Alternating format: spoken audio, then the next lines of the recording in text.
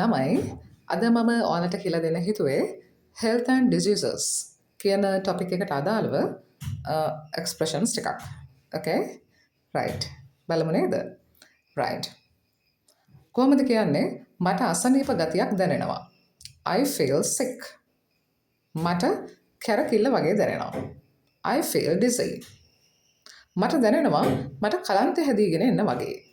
I feel like I'm going to faint. Okay?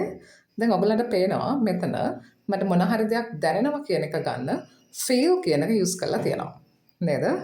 right. දැන් කොහොමද මට ඔළුව කැක්කුමක් තියෙනවා කියන එක කියන්නේ? I have a headache. right? මට බඩේ අමාරුවක් තියෙනවා. I have a stomach ache. right? මට තියෙනවා දත් කැක්කුමක්. I have a toothache. okay? මට තියෙනවා හෙම්බිරිස්සාව. මට හෙම්බිරිස්සාව I have a cold. මේ දවස්වල මට ගොඩාක් සෙම. I have a lot of plan these days. right. එතකොට මේකේ ඔයගලන්ට පේනවා මොන හරි තියනවා කියලා කියන්න have කියන එක use කරලා තියෙනවා. නේද? okay. ඊළඟට ළමයි අපි මෙහෙම කියනවානේ මගේ කකුල් හිරි වැටිලා. කොහොමද කියන්නේ? My legs are numb. මගේ කකුල් ඉදිමිලා my legs are swollen. මෙතන ළමයි කකුල්ම වෙන්න ඕනේ නැහැ. ඔයාට ඕන එකක් ඒ වෙනුවට use කරන්න පුළුවන්. right? කොහොමද කියන්නේ මගේ අත් කසනවා. My hands are itchy. right? okay. ළමයි අපේ අතර ඉන්නවනේ සමහර ඇස් පේන්නේ නැති, කන් ඇහෙන්නේ නැති නේද? කතා කරන්න බැරි අය.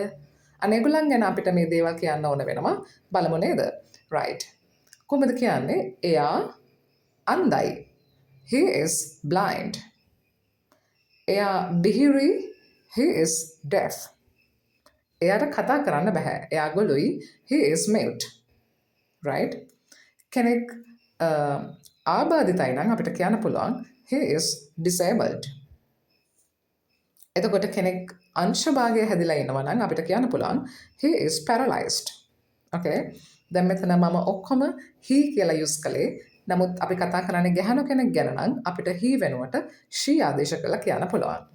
right? okay. hope you understood. thank you. ළමයි මගේ usual request එක කරනවා right?